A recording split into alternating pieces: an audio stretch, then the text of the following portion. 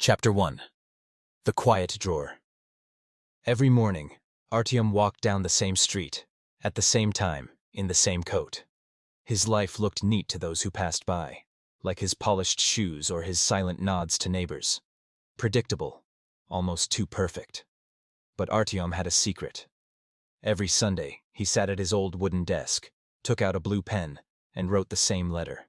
Over and over again, always to the same woman. Hi, Lena.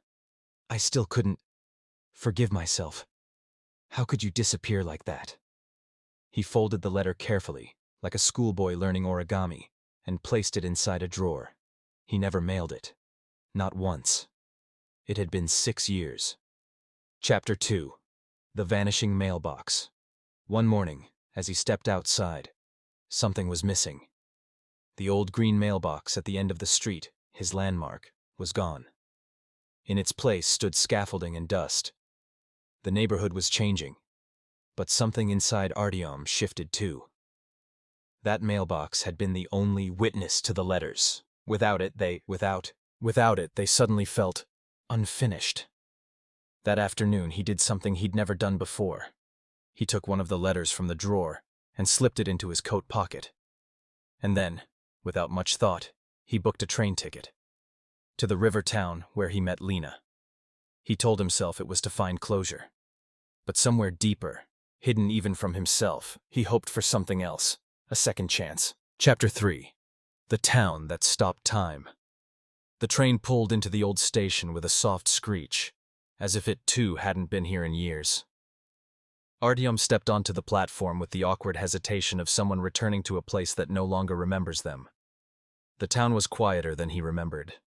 Or maybe he had just gotten used to noise. The streets were lined with trees already shedding their leaves. Each one seemed to fall in slow motion, like the town was holding its breath. He passed the little cafe where he and Lena used to argue about poems. It was now a bakery, but the window still had the same crack in the corner. The bookstore where she used to sit on the floor and read Neruda had changed owners, but the old bench near the river, that was still there, waiting. He sat down and closed his eyes.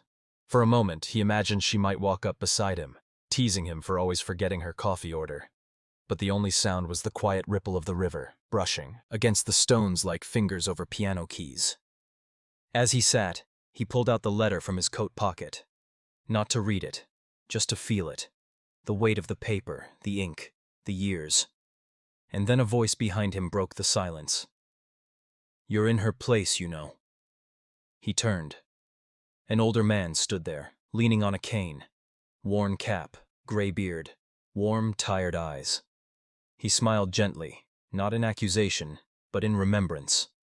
Artyom nodded, not knowing what to say. The man sat down beside him. "She used to sit here every Sunday, same time, always alone." Artyom's chest tightened. The man looked out at the river. Sometimes she wrote. Sometimes she just stared at the water, like she was waiting for someone. Artyom swallowed hard. You knew her?"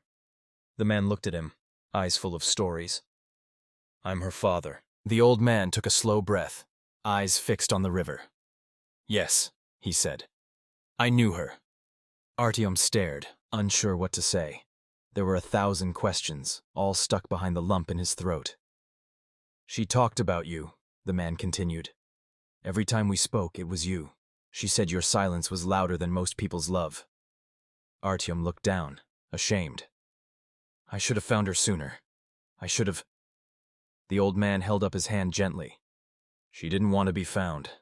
Not then." He reached into his coat pocket and pulled out a weathered envelope, its corners soft, the ink faded. "She wrote this 6 years ago. Asked me to give it to you, if you ever came back." Artyom froze. The man held out the envelope, his fingers trembling just slightly. Artyom took it with both hands, as if it might fall apart. For a moment, neither of them spoke. The only sound was the wind moving through the trees like whispers. He opened the letter carefully. Inside was her handwriting. Elegant, familiar, a memory in ink. "Dear Artyom, if you're reading this, it means you found what I couldn't. I left because I was scared. Not of you, but of becoming a memory before you were ready to let me go. I didn't want you to see me disappear slowly. But every Sunday, I waited, in case one day you'd come. I hope you live now, not with guilt, but with peace. I loved you more than silence, Lena. Artyom didn't cry right away. He just held the letter to his chest. The kind of silence that came now was different. It wasn't emptiness.